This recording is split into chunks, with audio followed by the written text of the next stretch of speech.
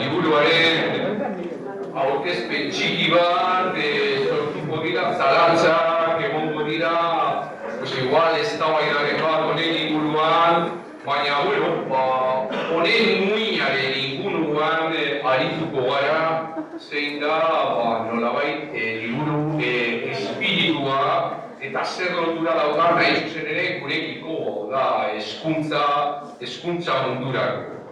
Nire ondoan daukat Angel Larrea, eta idazle liburu asko idatziak ditu, bera irakaslea da ere bai, orain ez du ejerzitzen, baina urteak izan ditu irakaskuntza ere, eta gaur egun ere Deustuko Unibertsitatearekin loturak dituen idazle eta honen inguruan aditua nonbait hezkuntzaren mailan. Beste barik usten zaituzten aurkezpena egiten Angel Larreari. Nik egiten dut Bizkaiaz, egingo dut batu bazena egingo dut beto. Guretzen dute Bizkaiak. Nator arratialdetik, horren arratialdean, ezikuten dozue arratialdea Bizkaian, Bizkaiaz egiten du. Kontuena, jasi nintzen ondela 28 urte irakaskuntzan, 1998an, eta jubilau barri bat, jubilau nazikara hirulau hilabete. Eta, danenen esan dagoen moduen, hainbet urtetan dedikatu nazbe liburuak idazten eta klasek emoten.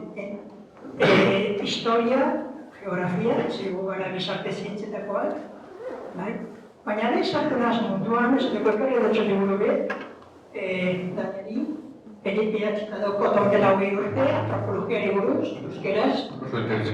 Eta honaz egiten euskargintzan, hiztegiak, euskaraz guztia. Horren bidean ez da bakarrik gelditu hori historia arloan, dedikatu nazbe euskargintzan, eta horregatik gabiz hemen, gauzak esaten euskaraz, eta apurtxo beste arlo batzutan poesia,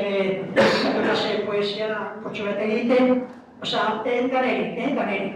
Kontu da, danenen liburu darretan, hemen egon gara bio berbaz, eta filosofia zandotxo berari filosofia, moten duzu leheneko batxilleroan filosofia, batzuk eta dio, gaur egun konpartitzen dugu institutuetan mintegi bat, etxareat ikasten baten garelako humanidadekoak, humanista gara.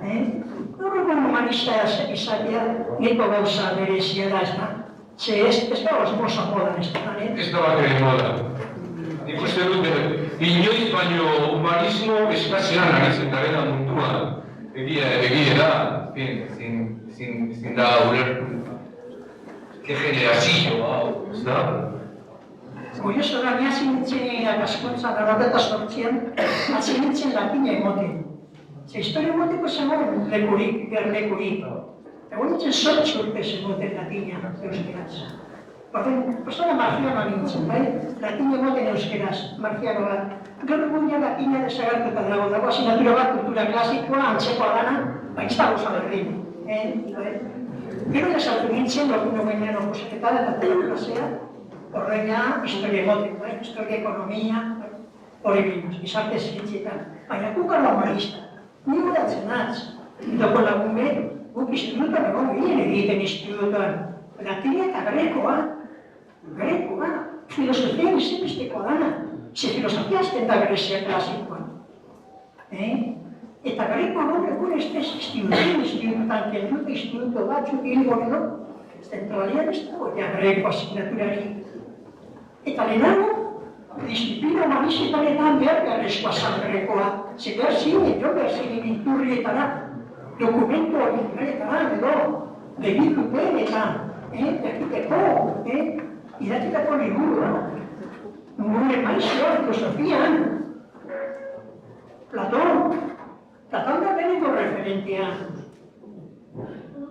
Platón irakurtzeko lehenago irakurtzen zan grekos, ze jendeak ja, etorten zan institutik eta eskolatik ikasita.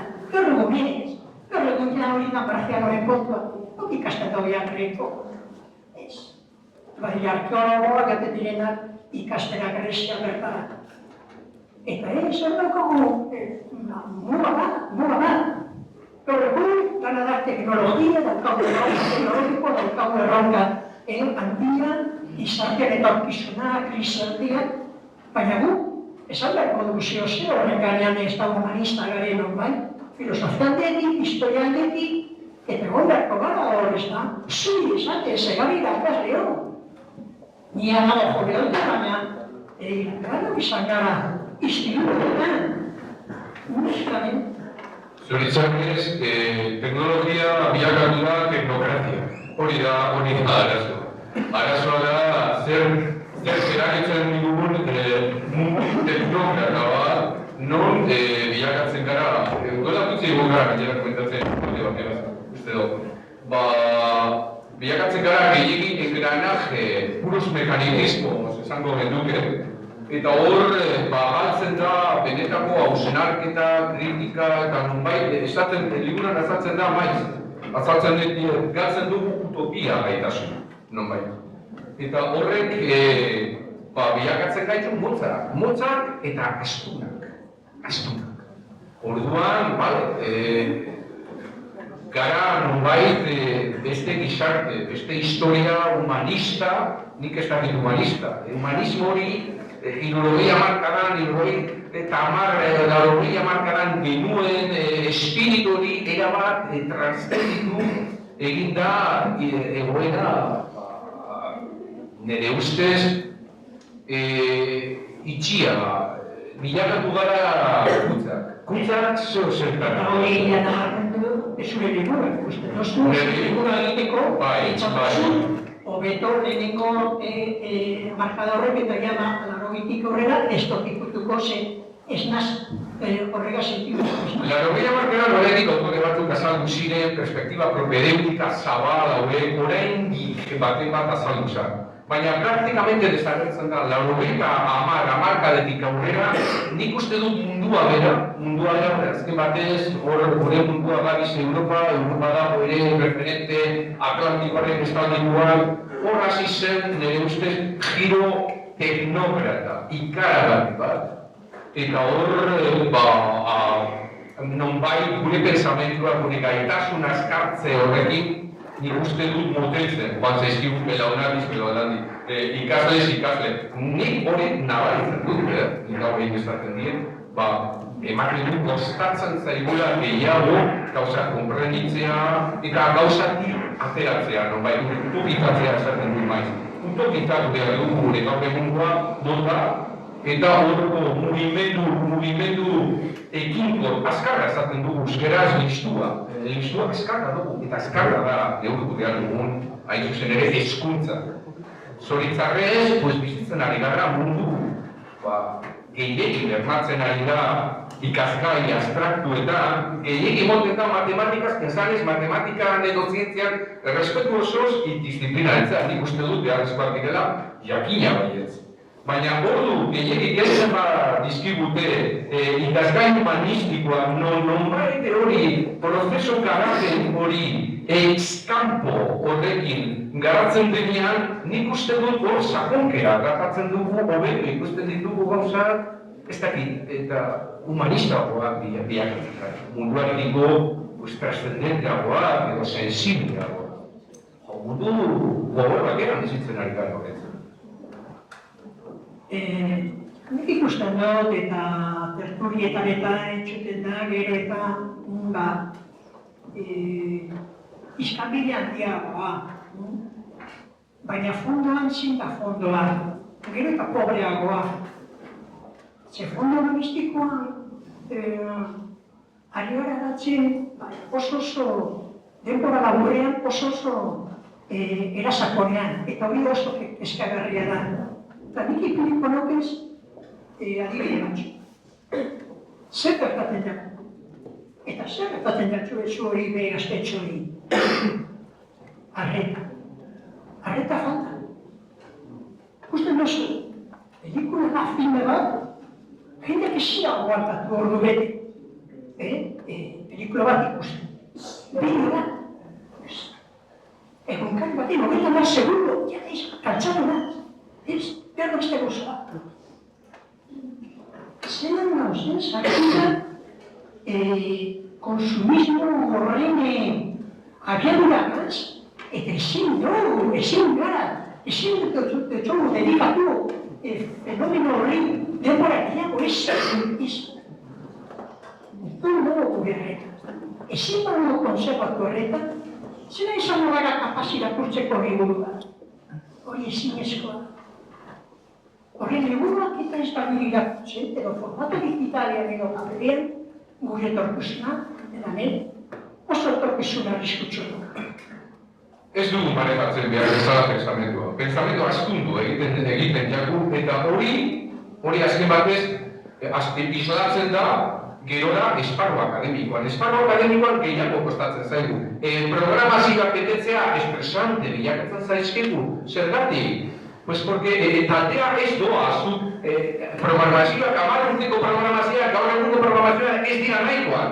Oartu zara, taldearen atzetik jarraitzen baduzu programazioa, batzuk behatu gehiratzea. Azken batez, itxuliko gara, beste garai batiko hezkuntza maila horretara elitista total, eta arrabatzen duena ondo, eta besteak atzean geratu dira euskalo, ze izango den horientzako gero, mundua, historia.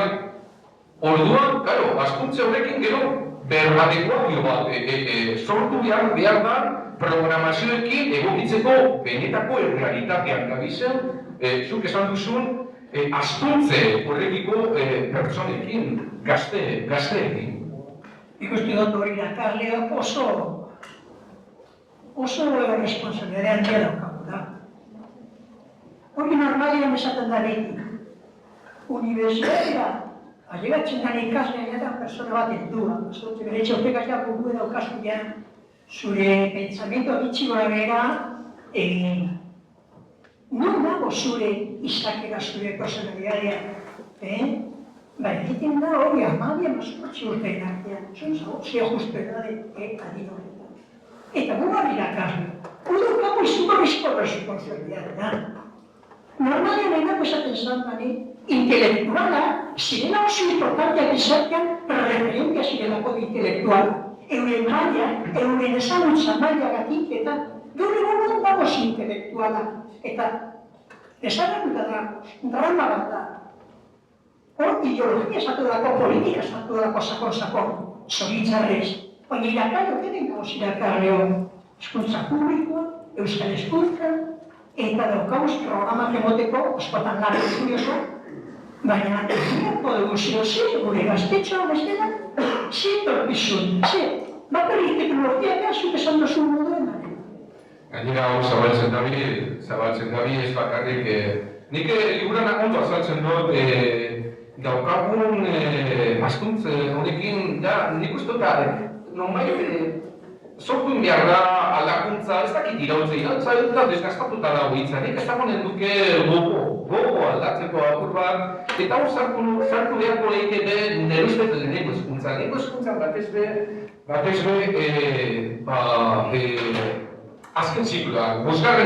maila, lehenengo hezkuntzan jadanik ikasleok izan beharko lukete nonbait propedeutika azaltzen dut, propedeutika da nonbait autonomia, egoera badakigu lehenengo hezkuntza analogian kokatzen dela, txikia gara eta nonbait analogikoak izan behar gara, horrek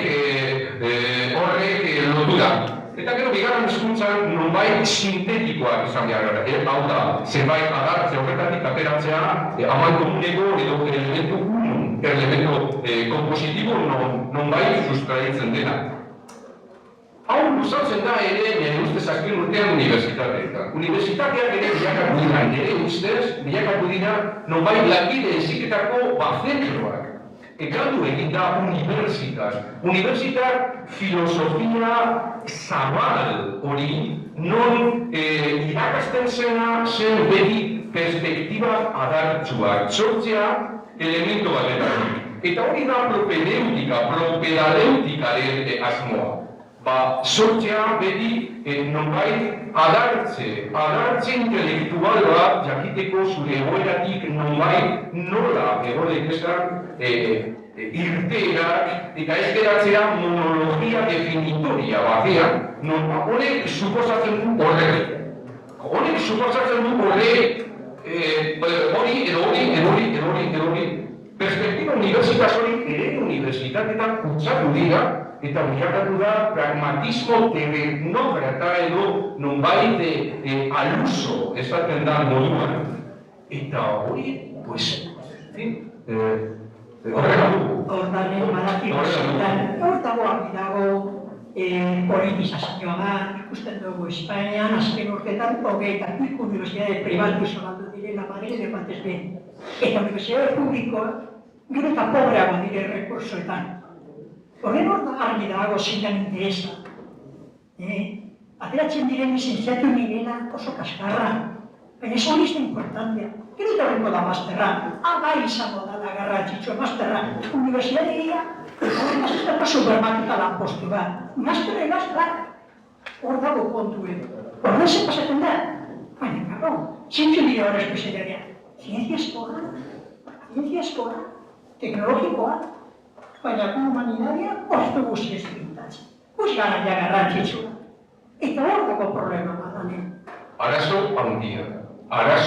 Nik komentatzen ari garen moduen, gero eta gehiago ikusten dira ikasle belaunaldietan humanismo, filosofia, adibidez, gero eta ordu gutxiago daude hor eta lehen genuen gutxienez geratzeko lehengo mailan ordu bat gutxienez apurua atortzeko egoera propedeutik, hau da jakitea ulertzen, jakitea idazten, abiaduraz, ulertzen egoera horiek bilakatzea beti egoera teorikotik kanpo. Nonbait, Sócrates eta Platonek esaten zuten propedeutikak edo sistema hau eragiten dutena da arima azaldu. Esaten zuten arima zela, sortze maila. Sortze maila egoera teorikotik kanpo. Eta sortze horrek gero bizitza parkatu, baina amakatu dut uste. Horein, zein zen, zela aukera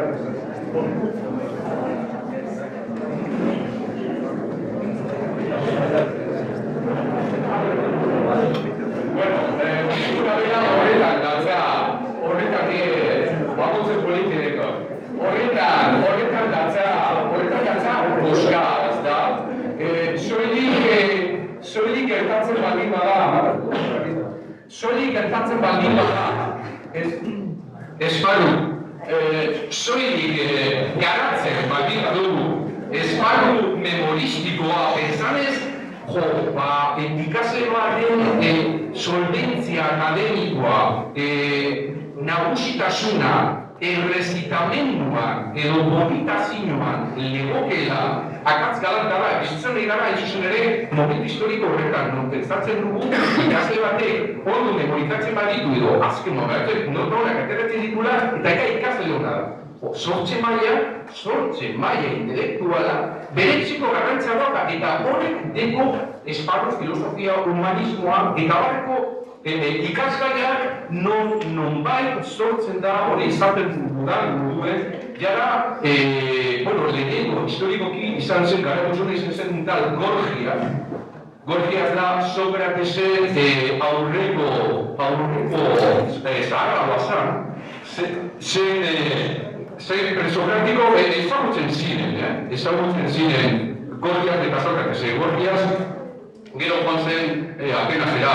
Gorgias izan zen lehenengo filosofo Siciliara zen, Trinacria deitzen zen Greziaren garaia Sicilia zen Trinacria deitzen zen Leontino, eta bera izan zen lehenengo hau zela barruko garapena ez da egoera errepresentatibo, eta esaten du representatibo, baizik sortze mailatik Sócrates etorri zen dut esan ez arima eragiten dugu. Eta horretan, pertsona bilakatzen gara kapazak espresatzeko. Espresatzeko ez obvious causa bat, baizik obvious kausa ez dena, hau da, zuzeu momentu horretan sortu behar duzu bide bat egoera, pensamentu, ideia baten aurrean. Orduan, ezinbesteko gaia zen garaio hauetan, Platon akademian, erretorika eta propedeutika zen absolutamente beharrezkoa. Beraretzan, egoera puramente errecitativa importantea zen, baina komplementatu osatu egin behar zen, egoera expresibo espiritual esaten zuten arekin.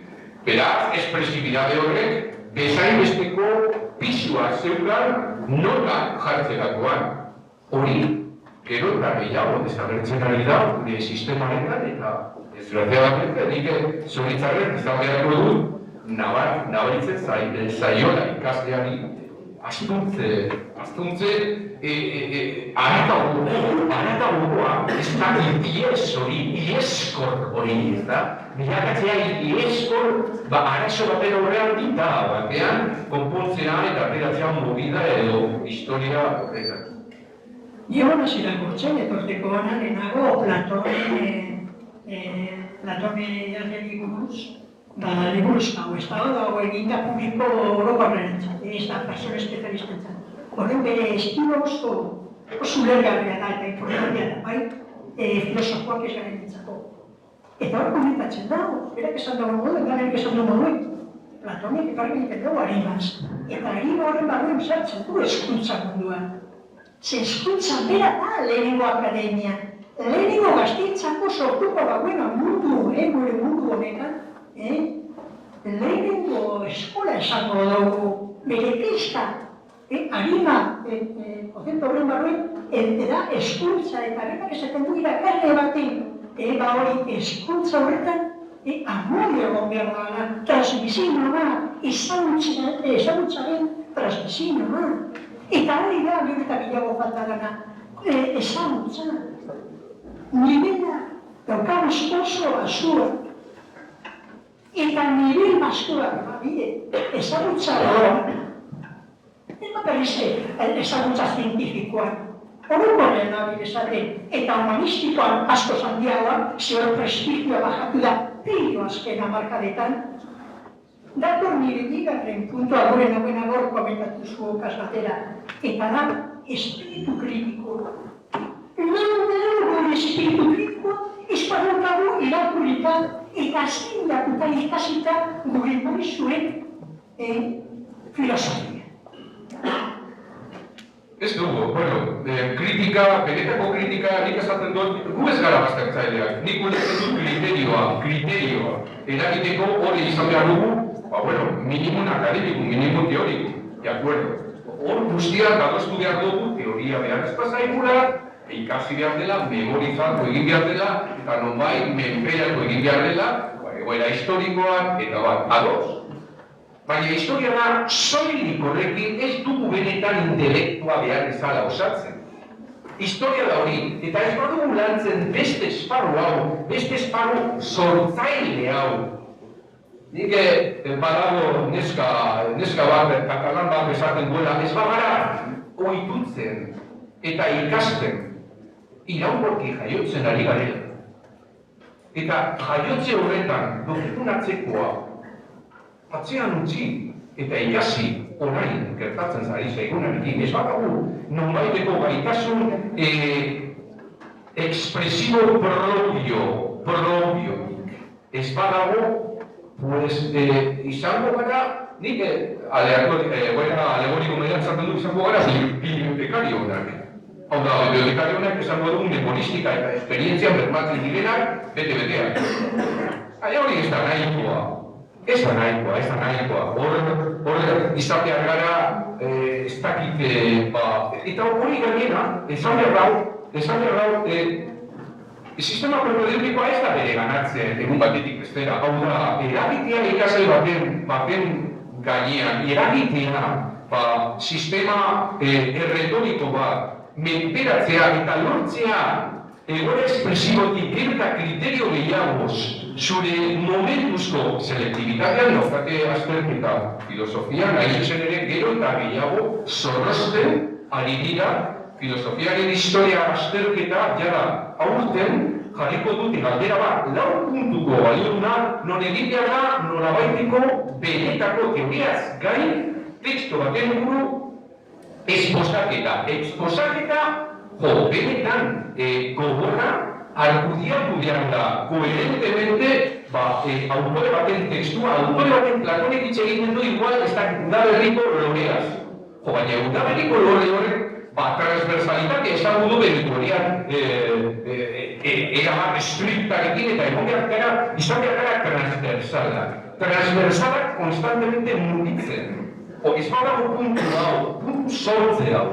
Ez badago, izango gara dorbeak eta askotan ikusten dugun moduen, azterketa batean galdera bat egiten dugunean eta ikasleari ez da galderatzen ezer. Zeren teoriatik kanpo ez deko horro arintze hori.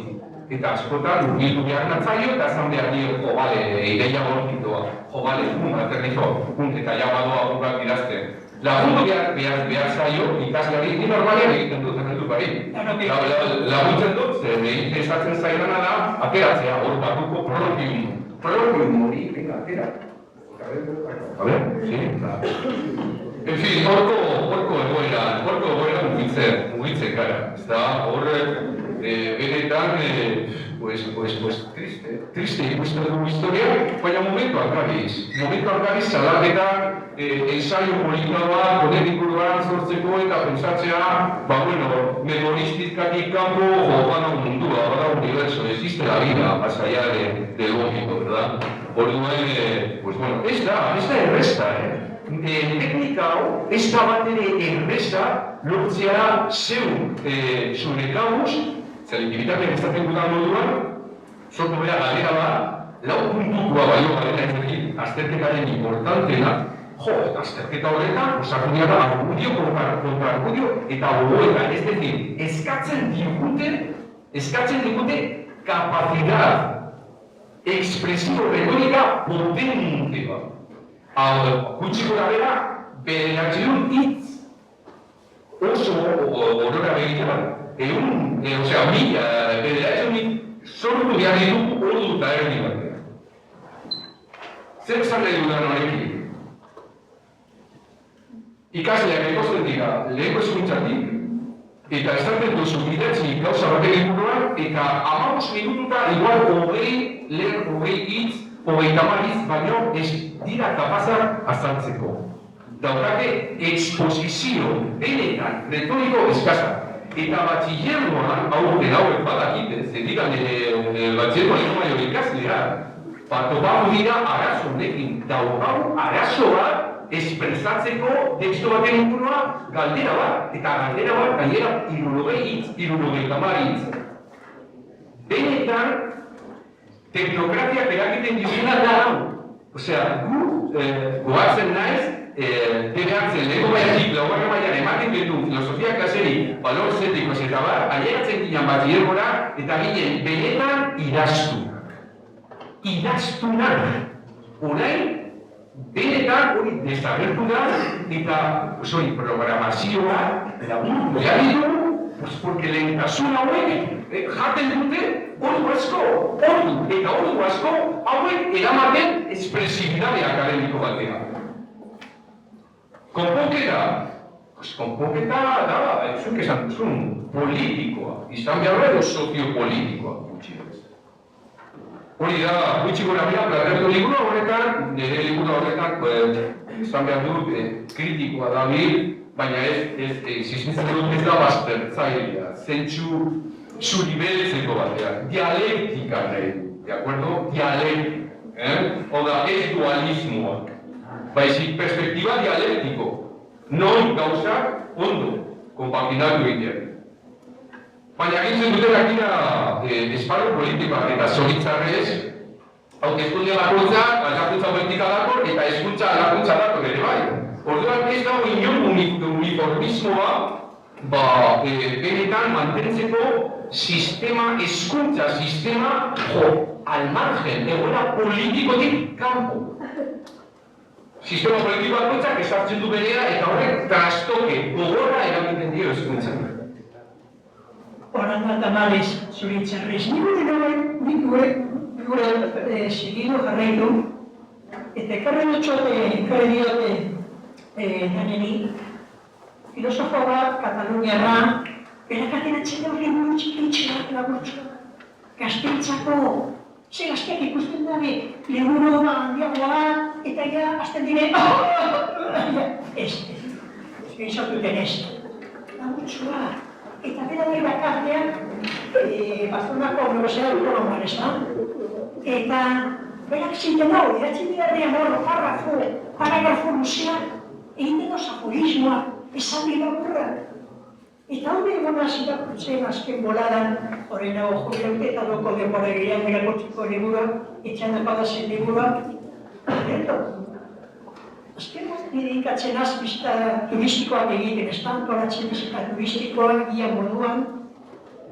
Eta egon nintzenan narratianean erritxo baten diman, ikusten etxe moderno bat, arkitekto oso prestigiatikoak egitako etxe bat bizitatzenan, beste persona kurioso batzuekaz batera. Eta zer sorpresa izan zan nirea, eta batzuena, sartu etxea, zelango ikuspegiak, zelango etxean, ez da, telebistak kuadroak eta baina izue. Atera nintzen etxe bizitatu eta gero eta komento gehen du. Ikusi dozu etxe horretan, ez dago liburu. Orduan ez dago egin gazteak dane. Ana nugusan andrabat, berrautan arrotekoa, nire ikasle batek, jubilaut ez da, jubilagarri. Ana, ez da gaztetxoa, ama hori. Horreko zer horretan, horreko zer ere zen, izan da nire ikare, eta zan urte horra, ozioste. Ez dago libururik etxeetan, etxe polita, eraikuntza oso handia, moderno dinamikoak, bla, bla, bla, baina ez dago libururik. Non dago ezagutza, eta nator liburu horretan gehiago. Honen gizon honek, filosofo honek, zer esaten da. Urbildu derregana filosofiara, humanitateetara, baina ez da derrigorezko izin behar Platón, edo Descartes, edo Wittgenstein, edo San Agustín, zuek ikasi beharreko autoriak bigarren batxillergoan, nabil horren gainean berbitza. Berak esaten dago, ¿por qué Sófocles, Dante, Shakespeare, Cervantes, Dickens, Dostoyevsky, Tolstoy, Proust, Rilke, Kafka, Joyce, Pessoa, Becker, Borges o Carnegie no se estudian en los cursos de filosofía. Literatura, historia kurtzen. Eta berak esaten du beste aforismo baten, lo que puede hacerse rápidamente no me interesa. Y horretan du, justo beste parametroa. Presakaz ezin da, nik egiteko liburu, behar izan ditu urte. Gaur egun ez dago denborari. Gure denbora oso importantea da. Zero como bizitenetatea teknokratiko horregaz nagozen enperatuta. Eta pena da. Eta zu zari etorkizuna. Zuen pentsa beharko duzue, zer gure duzuen egin, zuen bizitzaraz. Ez ez du esan errana Ortega Gassetek. Bizitzara drama da, momentu honak eta momentu txarrakaz. Eta danak ukingo duzue zuen bakardadea, zuen bakartasuna. Baina ez bakartasun negatiboa, ez. Bakartasuna reflexionatzeko. Zer egingo dut nire personagaz datozen urteetan. Lanean, bihurtu espezialista, ikasi beste hori. Zuk ebatzi beharko duzu. Horreztan milio zure bakardadean pentsa beharko duzu. Zuzana zure proiektua. Zuzana zure lokazioa. Maizua, zuritzailea, medikua, nekazaria, zure bakardadean, egon proposan egiten zure proiektu propioa. Eta hori egiteko behar dugu ezagutza. Ezagutza humanistikoa. Eta gero eta hanka ahulago daukagu horretan. Ez da garen. Liburuak ez daude moda, argi dago, ez daude moda. Gero eta liburu gehiago gutxiago erabiltzen dira, llegatu dira zenbait momentutan, incluso zenbait momentutan desagertzera eta pentsatzea tablet batekin ordezkapen on bat izango litzakela liburu bat. Liburuak daukan hori probatuta dago, zientzialari probatu dutela erretinak ez duela behar bezala antzematen egoera digitaletik, liburu digitaletik eta barrekotik ikasten baldin bada. Liburuak, benetako liburuak daukan ulermen, esfera aprehensiboa askoz hobeagoa da. Orduan, claro, badago autore katalan bat idatzi zuen liburu bat agertzen da liburutegian.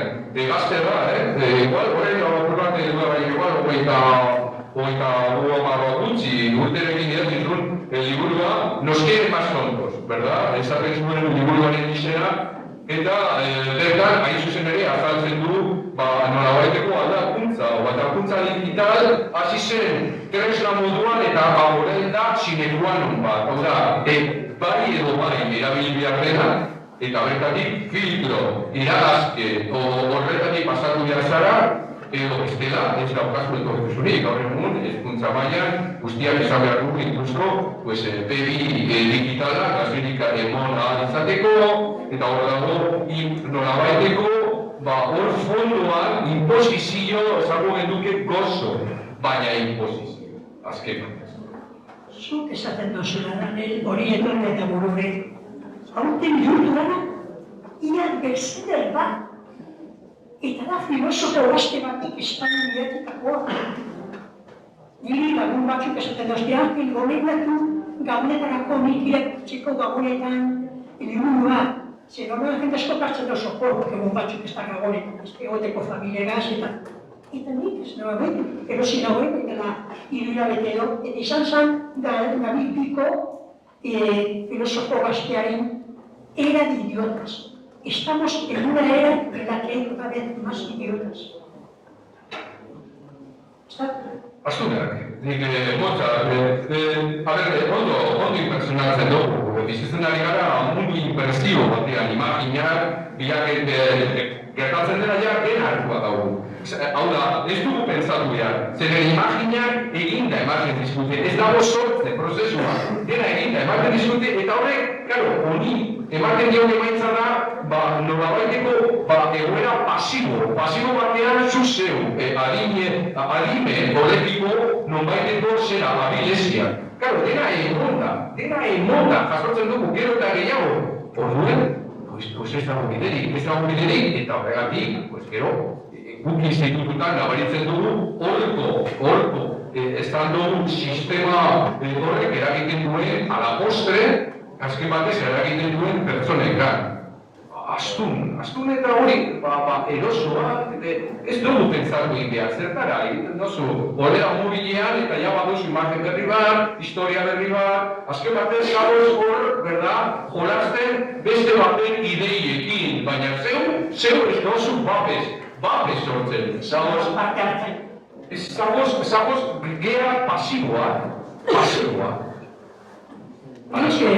Oin dela hirura urte institutuan egon, Sagrate institutuan 25 urtez, eta zuzendaritzak ebatzi zuen biblioteka liburutegiak etxea. Espazio hori garrantzitsua zen ikasle gehiago sartzeko. Ze etorkinak direla eta etorri zizkigu hainbat beste erreate batzuetariko. Gaur egun ez dago gure liburutegirik. Dagoena da simbolikoa, eutatikoa guztizikaretzako, konsultarako, baina irakurketa egiteko literatura, filosofia, historia, zientzia, ez. egin da espurgo, garbiketa. Orduan, zein gero, liburu batzuk bota, hori, trituradora da, makinara, eta beste batzuk pena duz, hartu gendu zen, eta eroan etxera, eraman etxera. Nik eroan dituen etxera, berrunda pilu. Zebatu ziren, institutua sortutako momentutik institutua sortu ziren Franco garaian, 1982an, eta diru publikoa gaztartuko helburua, bota behar ziren ja sakarrontzina.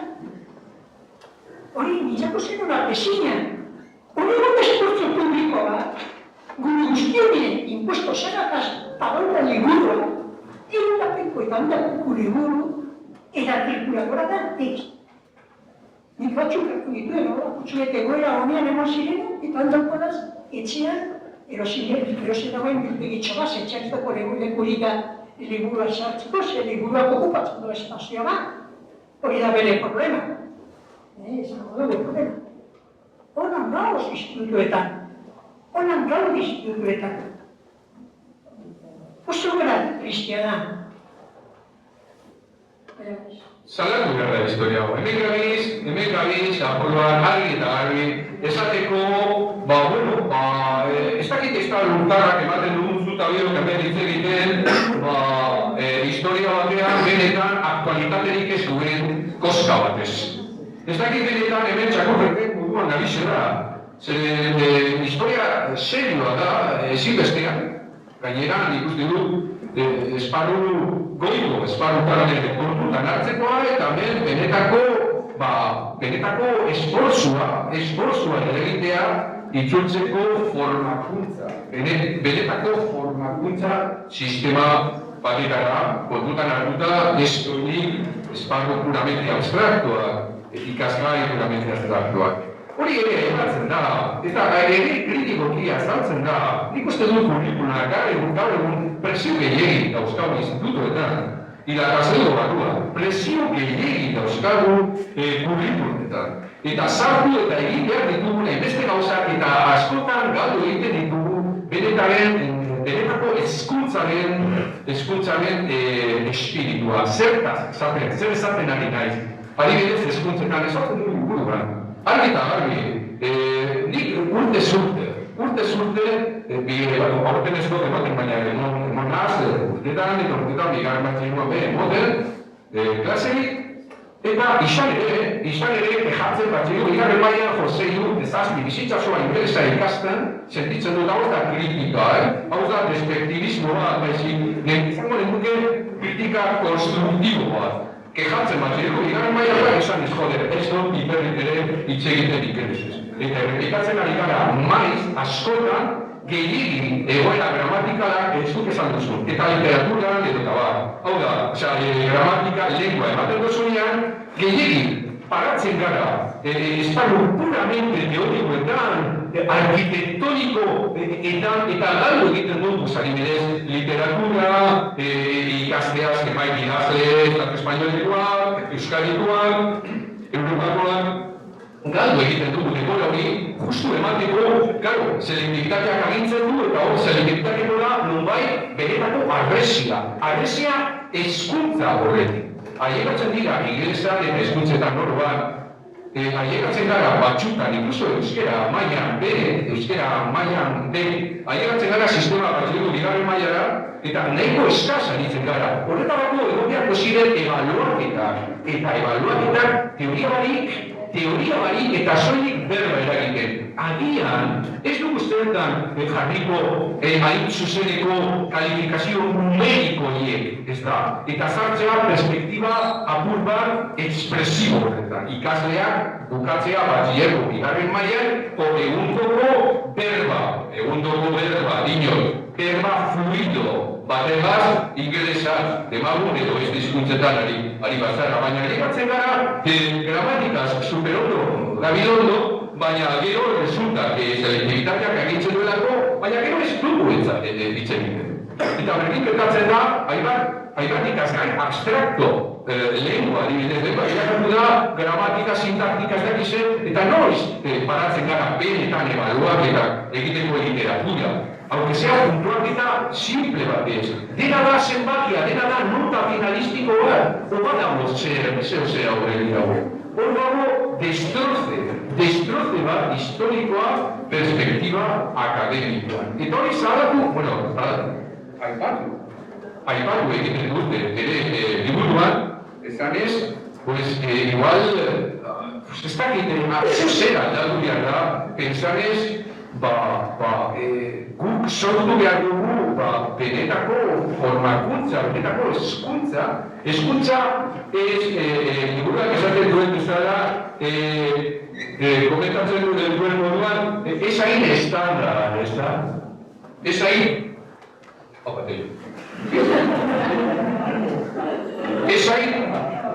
ez hain estandara, ez da, hain dena klasifikatuta, dauzkagu notak, selektibitatea, hor daukagu guztia, verdad? Eta azken batez, ailegatzen gara universitatera, eta universitatean ez gabizan, ondo uste dugun bezala. Eta universitatean gero baloak datoz, baloak datoz asko, horregatik. Ez dakit, horretarako, sentitzen dut, baina izan beharko ginake, egon beharko ginake beste filosofia, eskun filosofia batean. Nik argi daukan hori behar dela orain zebertan. Eta aparkatzea benetan borroka politikoa eta sortzea eskuntza apur bat neutroa eta perspektiba ezberdin. Orain dauzkagun perspektiba nahiko akademizismo horren inguruan zartuan. Guztizadoz, gainen guztizadoz. Nik uste behar dekoa aurrera doala, eta... enroiatu gara nahiko ondo egiko. Liburuan izan ere, hori aipatu dugu gutxe gura bera, ez gara sartu teknizismoetan, ez da, gauza konkretuta liburuak, izan ere dauka soilik komentatzeko apur bat zuok ikus dezazuren. Behitu, liburuaren kapituloa, nola sartu dauden hain zuzen ere, perspektiba ez estandar barekin, baina gaur birak agortzen ari direla. Kapituluak, sortzen diren kapituluak dira propedeutika, dialektika, erretorika eta didaktika, bai? Orduan, nola edo bada, sortu nahi izan dudan ensaio filosofiko honen barruan da klasizismo akademizismotik hartuak, baina beste iturri, beste atalaia, beste mendi batetik ikustea dagoeneko kristalizatu egina dauzkagun hezkuntza sistema. Gauza berdinak ikutzen ditugu, zer den didaktika, zer den erretorika, zer den dialektika, zer den propedeutika, baina beste perspektiba ez ofizialista batetik. Eta ikustea, izan ere, horko perspektiba ez ofizialista horietan, gauza asko geratzen dira ikutzeke. Gauza asko ez dira behar bezala irakasten batez ere estres kurrikulara. Hau benetan aldatu egin behar da, irautza sortu behar da, hezkuntza mailan, non zentroetan autonomia gehiagoz ibiltzea, hori alde batetik, eta irakaslegoan katedra, aitzineko katedra, gurea benetan apur bat pisu gehiago edukitzea, porque orain gero eta gutxiago daukagu katedra, gero eta gutxiago zentroak dira autonomoak, gabiz gero eta mundu kontrolatuago batean non ez dago besterik. Hori da galdera. Eta izan ere kritika potente jorratzen dugu, perspektibo akademizismo horrek eragiten duzun mundu egine, eta mundu egine ez da inoiz izan. Beraz, agian ezer geratuko da historia hau, porque gu gara inuriak gara, baina, hor geratu da, helburua hor geratu da, espiritua hor geratu da, ideia, eta igual, geroa, baten hemen aurrean dagoena, eskubidean dago zer mugitzeko goiko mundu horretan, eta igual zer aldatzen dugu. Hori da asmoa, zer aldatzea eta lortzea, aritzea, batez ere, aritzea zurtzama, selektibitatea aldatu beharko ditzake, hori lehenko ez da behin, zaten dut, selektibitatea gogorregia da, hor gauza asko, ez da bat ere realista, orduan hori aldatu egin behar da, beste modu batez egin behar dira gauzak, eta hor esforzua,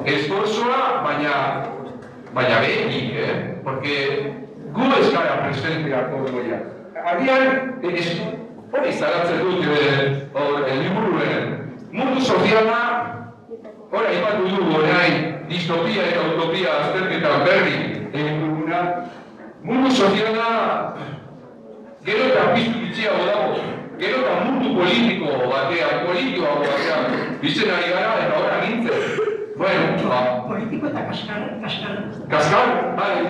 Degradatua. Nik uste dut hori da zantzutzara ez da. Gero eta mundu politikoa, esfera politikoa, gehiago eta gehiago nagusitzen denean, esfera soziala gero eta atzeragoa doa. Eta hor emaitzak daude gaur egun. Emaitzak dagoz. Beraz, gure asmoa gobernu humanista, gure asmoa da egiten ari garena, beste barik. Egiten ari garena. Begira, bideko da salgarri guri datzen ez da. Eta egiteak esaten dozta, ikaslean. Zuk institutu irabazten duzun milua zera, eta oso bidurtza da. Oso merkatu laburra eta txikia dira. Guk ez dugu egiten bekzedera, edo bekzederri. Gure asmoa ez du hortik, gure liburuak ez dire komertziala. Eta mundu horretan gauz, konsumo mundua. Egin behar gara konsumorako gizarteren nahiak azatuteko, zelan edo gana. Eta nik guriko nuke nire zakeagoko zentendera maitu, kizka aktuan inatea ikusten dudana azken urteetan. Eta lan, zerk, kendu dutxo papela liburuari. Gure izkialdian, gure denbora librean, esateko irakurriko da, liburu txikia, liburu handia, irakurriko da, novela, poesia, edo saiakera da, gure moduko, saiakera da. Zaren dire sare soziala. Hortago murrirituta, 6-8 ordu eguteko. Zer da hau, zer torkizun da hau. Ezagutza oso kaliade bajukoa. Politikari asko zakarrak. Eta hemen programazio oso ambiziozukas intotan. Horren ezin dugu jarraitu.